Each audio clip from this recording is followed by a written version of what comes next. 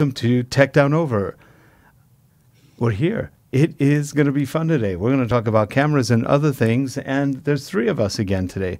Harold's in the middle. We're training Harold to get on camera. He hasn't really done that before, but I think he's enjoying it. Though he has been running vMix for about 3 months or more. And to his right, in some cases to their left, it's Jeff Landert, our co-host. Hey, Jeff, how are you? Good, thank you, Rick. Just coming off, we had a public holiday on Friday, so. Oh, what was the holiday over there? Australia Day. Australia Day. Like our 4th of July, but 26th. Oh, okay. Oh, that's right, because you're in summer. Yes, that's right, yeah. And we're in beautiful, sunny, not so warm Southern California. This morning it was 40 degrees, which is what, about 5 degrees centigrade?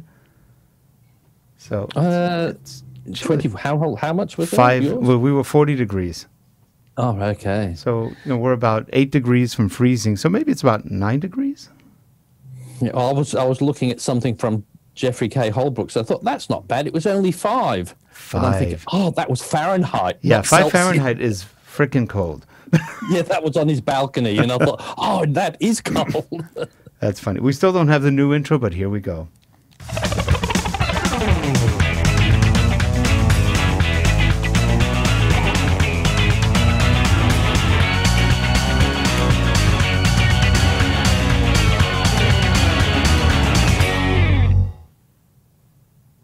Okay, and now we do have a slightly different shot here, right? We're a little more separated this time. Yes. We're trying to minimize the Manny Moe and Jack effect a little bit. Less of a 3 heads, 1 man look. Yep. Oh, well, you should send me your background and I'll have the same background. That'll confuse them. We'll all be in the same room. That's true. That'd be funny. Yeah, we could do that. And make it look like we're all sat next to each other. Yeah, they'd never know. It's the magic of broadcasting. Well, anyway, we've been talking a lot about cameras, and today, this is one we haven't talked much about. Let's put a single shot on this one. So this is the Sony A7R Mark III. And I tell you, this is a great camera. I think I sent you a note yesterday, Jeff, that if you only have money to buy one, get this one. Because not only does it give you great video, the pictures are amazing. We took some pictures on this the other day, and the details and sharpness it blew me away. I was shocked at how good the sharpness was, and we were gonna hook this up to the camera, but we couldn't find the cable right when we were near the end of the waiting period. So we said, let's wait till next week, or we'll do a slideshow next week. But this has right now the 55 millimeter Zeiss lens. This is a beautiful 1.8 aperture lens. It is one of Sony's best, and does a great job. It's a 50 millimeter, $1,000. It's not cheap, but it's a very beautiful, sharp lens. It lets in a lot of light. I think it's a 72, or maybe it's 66 millimeter front. I can't remember. It's not for a small lens. It's not that big. It is so funny because a lot of Sony people go, such a huge lens. I'm looking at it going, this is small. After working on Canons, Nikons, and even some of the Panasonics, this is not a big lens. But it's a beautiful full-frame lens. It also works on APS-C sensors. Some of the things they've done on the A7R, you now have a dual slot, which is sort of stupid what they did. So the top one is number 2, the bottom one is number 1, which is confusing. Because usually you think it's just the opposite 1, 2. No, it's the other way around. One of them is fast, one of them is slow. That's sort of stupid too. That's and they did really this silly, because if you fill the buffer up, it's going to take you twice as long, because if you're backing up to both of them, if it takes 3 seconds or something, well, because your other one's slow, it's got to do that one and do that again, so you can be waiting a much longer time for that. So very silly. Yeah, and one of the problems is also that why? I mean, why? It doesn't cost that much to add a second, slightly better slot, so I don't get it. It's just sort of dumb. Why they do things like this? And they did the same thing with the A9, $4,500, and you get one slow and one fast. They finally get dual pixel, and I mean dual SD cards, and they do it wrong. And you know what's even weirder? Sony created the XQD card, I think it's called. Oh, okay. Or QXD card.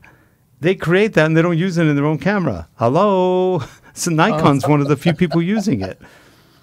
So I just don't get it. I guess the departments must not be talking to each other or something. You wonder sometimes. It's got a beautiful EVF. It's the same as what's in the A9, except one problem. This one doesn't move at all. You can't pull it out. You can't. It's just stuck there, which is okay. It'd be nice if, I guess you can buy an add-on element or something that lets you move it, because you're kind of on it. So you get your nose kind of squished, and I don't get it. I also don't know why people keep putting them in the middle. I like it much better on the side. But then you're going to have a complaint that, I like to shoot on the other side, and then you can't see it. So which one do you do? You can't win. Left or right thing then. You can't win. I think the best thing is just make it bigger, higher, and sticking out more, so then you never touch the. There was one thing I saw about that, Rick, was with the the LCD viewfinder, or the LCD screen on that. Yep. When you're monitoring, say, for still shots, excellent. Yeah. But the moment you stick it into video, the quality drops. You get like a softer image. It's a little different. I think it makes it smaller too. It's a slightly. It just says it drops the quality down and said they don't know why. It's like the same thing like you said with the slots. Why do you drop the quality down when it's doing video and it's not doing anything yet? It's just showing you it. Yeah, I suspect it's a sharp focus. My suspicion is battery. Just to give you, because the 4K really consumes more battery. So what they're doing is they're probably saving the battery a bit by just slightly lowering the amount of screen that or light that's needed, gain on the screen. But you kind of wonder, okay, well, that's kind of cute. I mean, I guess that would kind of make sense to give you as much time as possible on the 4K, but yeah. The only problem is, though, with doing that, it makes it a bit dull. They're saying, I was watching Max Urayev's channel, and he said, with that, it said if you're trying to focus on it, it's a bit mushy, and you think you've got it in focus if you're doing it manually, and you haven't sometimes. Interesting. Because of that. So he said, most people won't notice it, because if you do the autofocus, you're not going to have a problem. But if you're just manually focusing, says it can be a bit of a problem with that. So it comes down to this: there are no perfect cameras.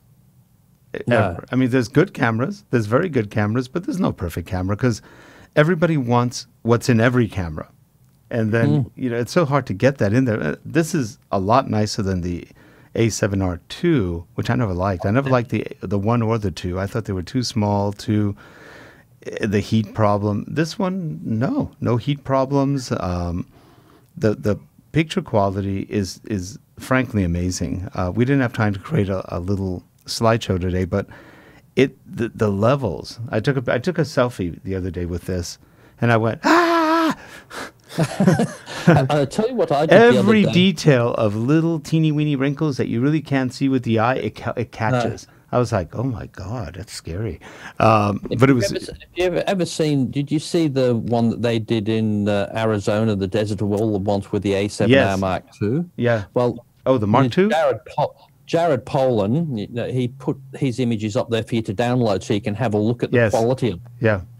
Oh, like I said, they're just incredible for that, and the focus. Yeah. The way it gets in, I never realized what they meant about the eye focus until he had a shot with somebody, a side profile. Oh, the pilot. He was the pilot, wasn't he? Sorry? Wasn't he the pilot on the plane? Who's that? On Jared Poland's shot, he had a side profile of a guy. You see his eye. It focused on the darker eye, and I think he was the one either flying the plane or with him. I'm not sure. I'm not too sure. I was just I saw the fella in the pickup truck and that, and with that was the one I saw with had a side profile. But maybe it was in a truck. It was just fantastic. And like you said, there's cameras out there that there's always going to be problems with this or that camera. But this A7R Mark III, and maybe it's not all perfect, but hey, I think it's got the best.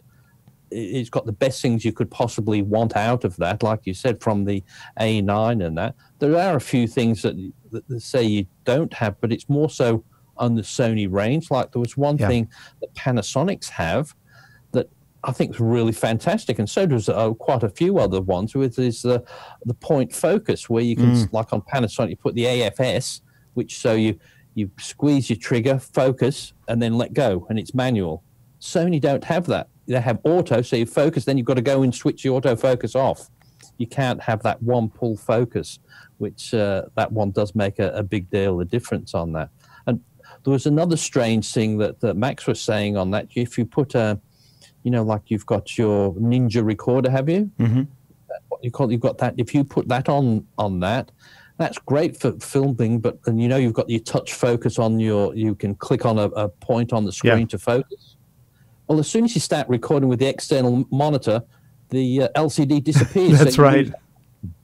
It'd be great because that's the only time you probably want that touch focus is when you've got an external monitor when you're in a studio, not when you're running around. So it said that's, but he said not a huge thing, but also things like Canon have when you're shooting RAW for stills, like you saw with the 5DSS, the big one, 5DSR. Right. Like it's a 50 megapixel camera, but you can shoot RAW in lower quantity, lower rates. Yes. You can't in that. You can shoot in RAW 42 megabytes only. Well, no, because this camera can actually, on the A7R III, I thought you can go into APS-C mode. In other words, you can use half the sensor. No, but they said if you the file size for the quality for when you're shooting RAW, it will still shoot 42 megapixel shots. Period. Okay. Hey, but then again, it might be a prop, but most people, we're buying it because we want everything. We want the full 42, whether we want to use it or not. So that's not a huge thing. But also there was Max did a thing. He had 5 things that he didn't like, but they were minimal. But then he had 5 things he really did like. And one of the great things, which I do like on that, it has separate custom buttons for still and video. Like if you set it on your Panasonic to do one thing on a custom button, when you're in video, it does the same. Right. Whereas those ones, when you flick to that, it has one for video and one for still. So you can set it all up so you don't have to lose some functionality because that's only set there for video. Yeah, that's smart. And also with things like when you're filming 4K, you can film 4K at 60 megabits per second. So if you want the quality, but like say if you're filming like me, no, that's not true. This one only does 30 on 4K. No, that's frames per second, megabits. Megabits. I'm sorry. Megabits, yeah. But like if you're filming something like me, you, and Harold all in a static, there's nothing in the background. Yeah. So you don't need that 100. You don't that huge file. You won't lose the quality. But if somebody's jumping around in the background doing gymnastics, yes, you will do. But it can save quite a bit of time on your recording. Also, as well as saying, that you have the punch focus where you look at it and it zooms in so you can focus in. Most of the other cameras, when you use that, yes, you can use it, but as soon as you hit record on video, it's gone. You can't do that anymore. Right. Well, you can do it on that Sony while you're recording, so you can quickly check. Oh, have I got the focus? So that's really well. One thing, it does have a touch screen, though it's not highly useful. It is useful sometimes. For example, if you want to do rack focus, where you press a button, you press an image, and then you just drag it to the next one, it automatically does a rack focus, and it's pretty fast and pretty clean. So they can do, but the touch screen is not available everywhere. So it's kind of like, you're rushing to get the camera out. I mean, really. And another feature I didn't realize it did have was it's got an S and Q setting on it. I don't know if you can see that on your dial. Yeah, I think it's on top. What that does is, like if you're in the Panasonics and that, if you're filming, I want to film this at 120 frames a second. You have to stop. You have to go into the camera menu, have to go to quick video, put it back, then start filming, stop, put it back to normal one. With that one, you can just flick it, and then it just films at 120 frames a second, flick back, it's back to normal. Yeah, what was that? Speed and quality? Is that what it's called? Yeah, that's what it is. What's S and Q? Yeah, I think it's either smooth and quality or speed and quality. I think it's speed. Speed and quality. I think it was slow and quick. Slow and quick. Yeah. Okay. Slow and quick. That's what it was. I knew it had. But and also as well, what you can do, you can record 120 frames per second in 1080 normally with audio. No, but normal. So it doesn't slow it down in the camera. So you've got it normally. So in post you can slow it down, but if you didn't need it, you've still got the audio, because in most 120 frames, when it slows it in the camera, it cuts the audio because you don't want. Right. Yeah. The Panasonic doesn't take it with audio, so it's just gone. But that's fine. But I thought so. I think it's got more good things, and they said some of the bad things. Hey, they're just the little nerky thing that people would like to have differently on it. But I also saw there was a few people like yourself, Rick, who said with the battery grip, it's perfect. They said it feels good. Said it was always a bit small, but with the battery grip, you don't even. It's like a real big proper camera again. Yeah, if I'm holding it, I have pretty big hands, and when I hold it, it's comfy. Yeah, it's really comfy, and it's not that heavy. Probably a couple pounds. I don't know. I mean, this lens isn't that heavy, but it's very balanced. I did some shots the other day, just panning and it was fairly like the Panasonic. It was very smooth on the coming across. The only place where it looked not that good is if I moved just a bit too much, but for the most part, it was pretty clean. It has a lot of nice features. I don't think this one has a flash. I think it does. I don't see any button for a flash. No, it doesn't. It doesn't. Okay. But like anything, if you needed a flash, that would be no good anyway. That's true. It's too small. Though it's good if you're really close to someone, just for fill light. Hey, speaking of light, we just bought a new little light. I didn't bring it in, but anyway, I'm not sure if I have it here. It's a little cube. It looks like an ice cube, and it's called the Lytra or Lytra. The Lytra torch. $79. It comes with a little filter that goes over it, so it's a diffuser, and it puts out some pretty good light. It has, I think, 3 settings or 4. Let's see. It has 4 settings. I think it's got 100 lumens, 400 lumens, 800 lumens, and then it does a 2,000 lumens. What is that called? Strobe. It's a strobe light. And it's pretty good. It doesn't heat up. It's small, similar to the other one we got the other day, but the other one looks more like a credit card. And this one is nice. It's pretty clean. You could also use it for hiking, camping, whatever else, because it acts as a functional light aside from just your typical photo light. It's pretty cool. That's really, you can never have too many lights, can you? And they're always coming up with something else it's a bit like cameras, but I think you can go even madder on the accessories, but at least you can justify them a bit more, because if you don't use them for your camera, you can still use them somewhere else. Yeah, exactly. And this one's cute. I've got one of my old camera lights that I don't use the overhead. I've got it over my desk upstairs, so I switch that. So it's really good to show the light so you can see what's going on the desk.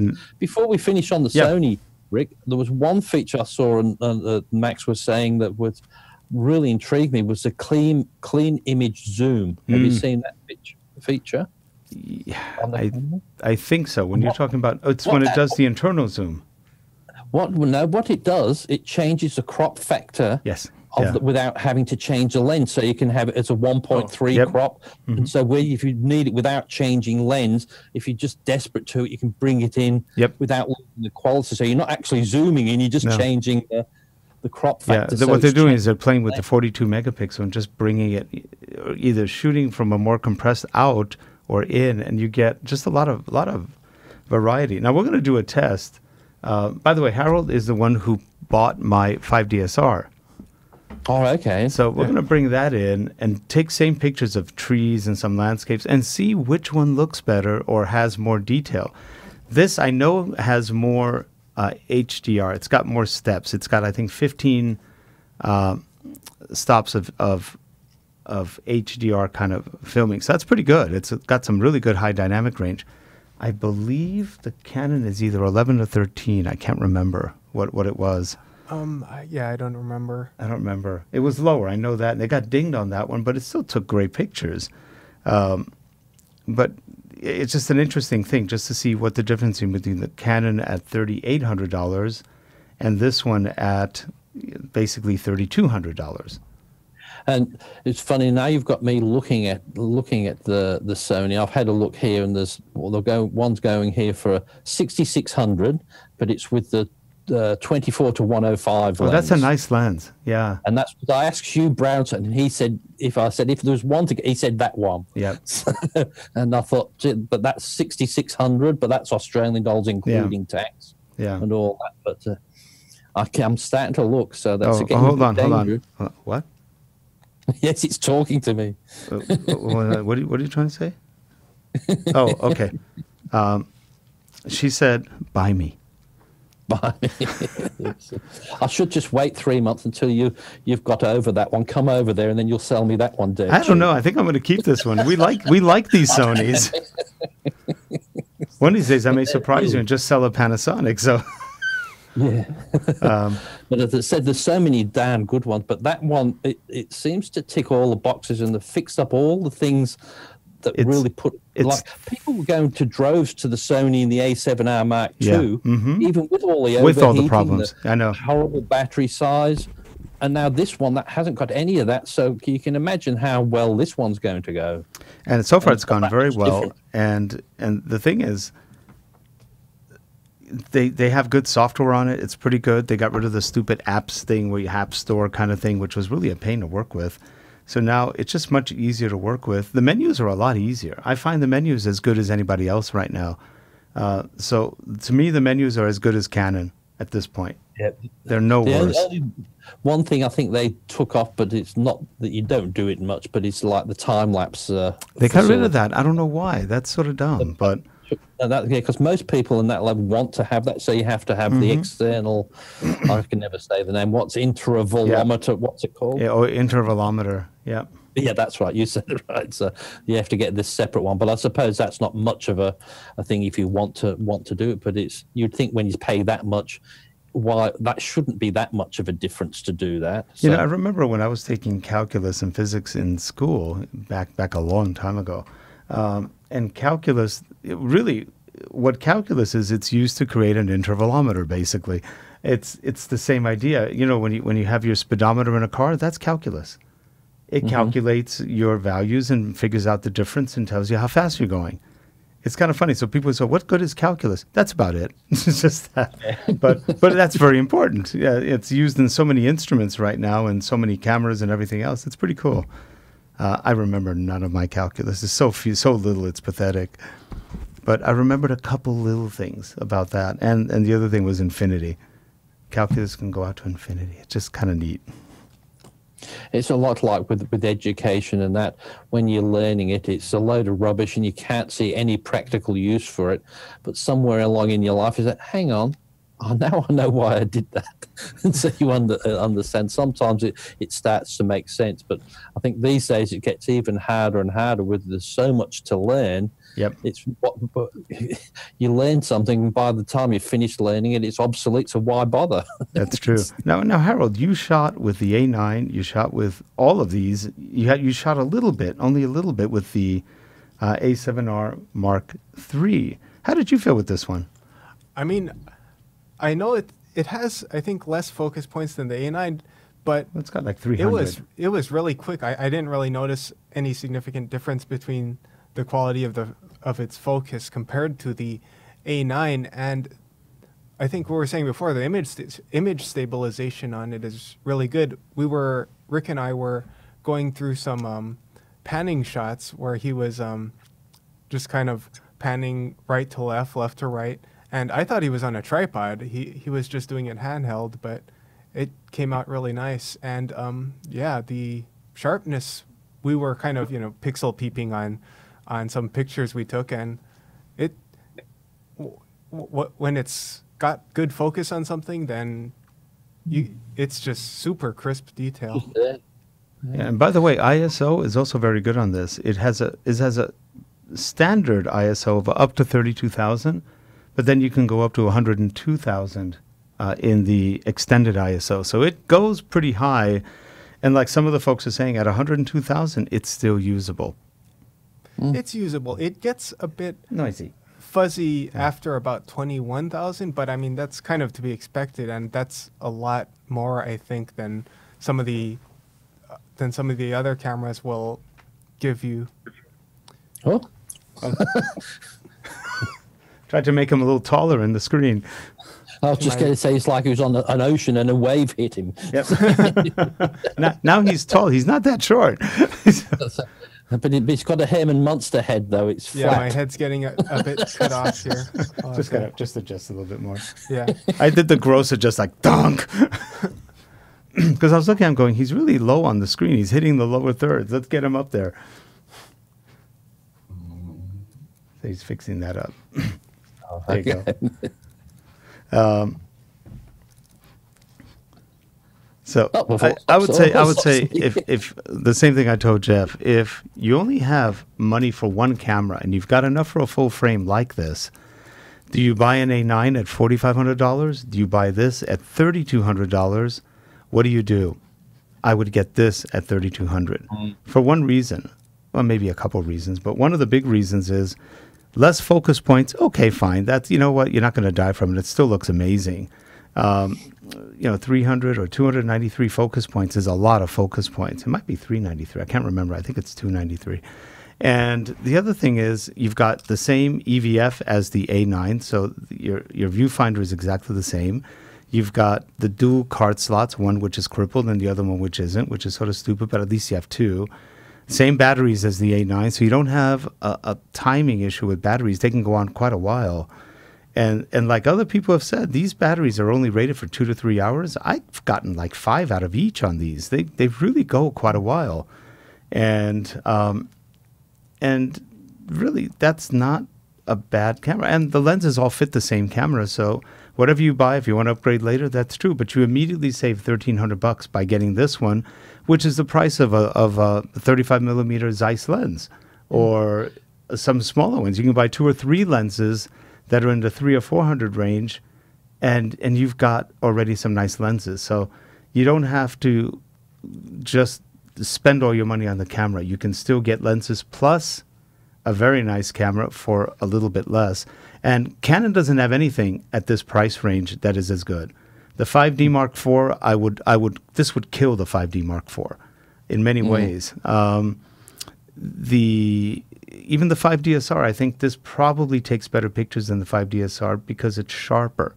And it doesn't have an anti-aliasing filter. So again, like the 5DSR, this doesn't have any filter. Now, mind you, the colors are pretty good. I think the Canon may have better colors, but they're getting closer. Sony's made an improvement on the color space where it's not so off or bluish anymore. I'm seeing some nice warm tones out of it, which I didn't get before, but with a little more sharpness. The Sony lenses are sharper. The Canon lenses are softer. That's just the way it's always been. Nikon's probably somewhere in between, a little bit sharper than Canon, but not as sharp as some of the Micro Four Thirds, or in this case, mirrorless cameras that are full frame.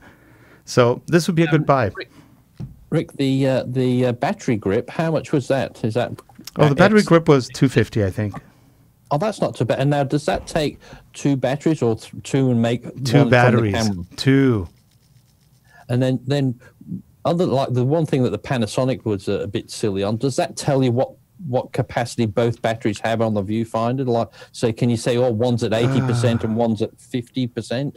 Because that's what you can't get in Panasonic. It'll only tell you the one battery. Yeah, let's see. Do you see? I don't think think it does. Do you see? It does.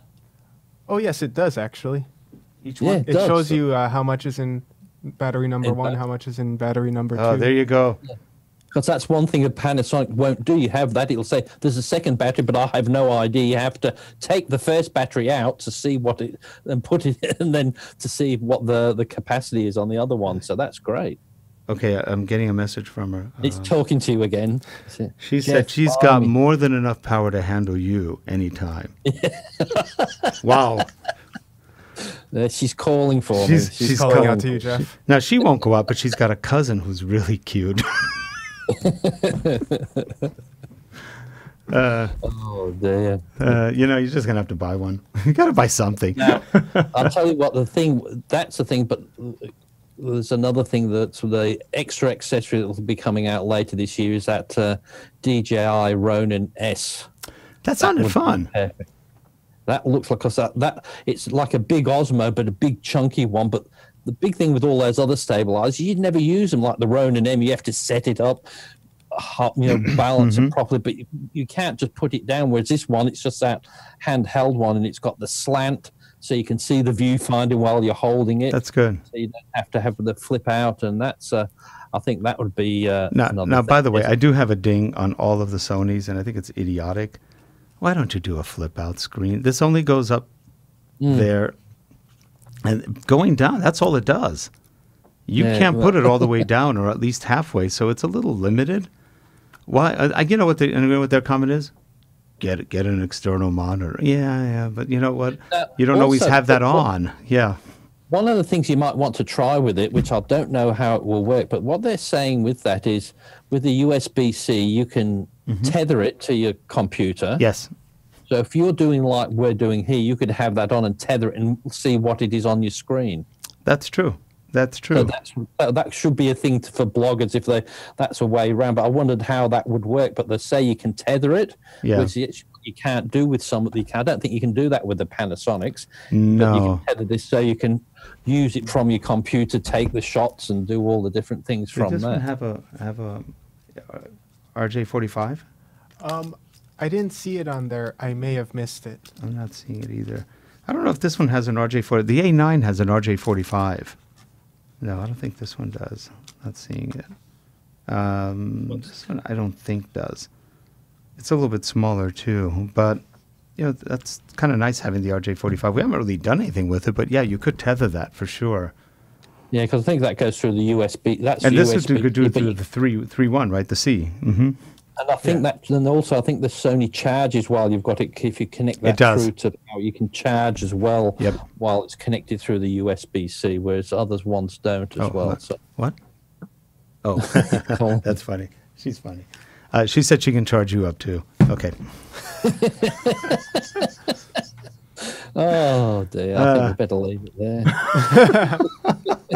That's right. This is PG rated. We're going to keep it that way. Yeah, you don't know where the camera's going to go next. Yeah. That's right. Yeah, down, girl, down. I can see a nice video you could make, Rick, with the family going out. Mum,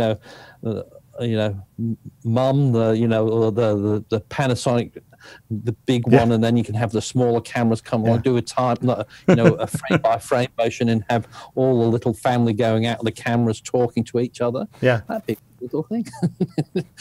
That's funny. The only problem is then get a look at my lens. Yep, I've got a bigger. Well, then the Nikons and Canons would always win. I've got bigger lenses than you. I've got a bigger lens than you. Get a look at my lens. Yeah. Yes, but you need to take medicine for yours, and these don't. That's right. But you could have quite some fun doing that, I think. That would be fun. Yeah, I tell you, you saw that 70-200 lens, that the white one for the silver one that works. It's gorgeous, and it's not that big. It just looks great.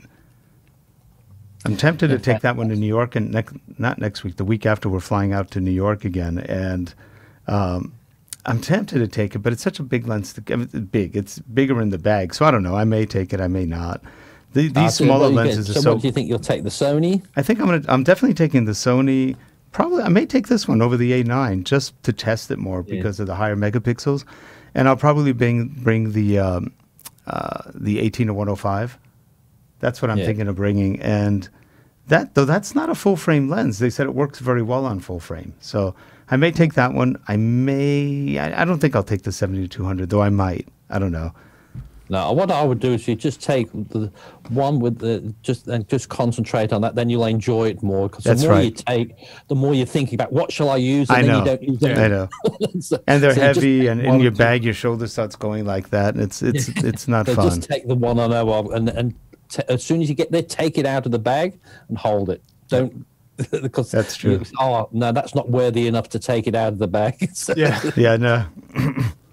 So anyway. Yeah, I've lugged the bag with 2 cameras and about 4 lenses in the airport. It's tiring.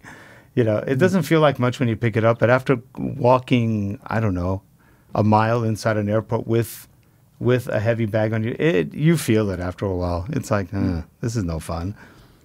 Well, and they'll have to take out each one to inspect it and determine whether it's some sort of destructive device. Right? No, you'd be surprised how fast they just let it go right through. Oh, okay. I haven't had any problems. Well, the last few times we've traveled, last probably 4 or 5 times, I'm not sure why, but we've been pre-TSA, so they don't make you take your shoes off, your belts. They don't make you open the stuff. It just goes right through. I'll just say, there with the sledgehammer, smash, nothing in that lens, go. Here you go. You're fine. Is that what it was? Yeah. But no, it's good. When you get pre-TSA, you go right through. And I have no idea what we've done to get it. I think... I'll just say, before we leave, I just want to make sure to say thanks to Max Ureov.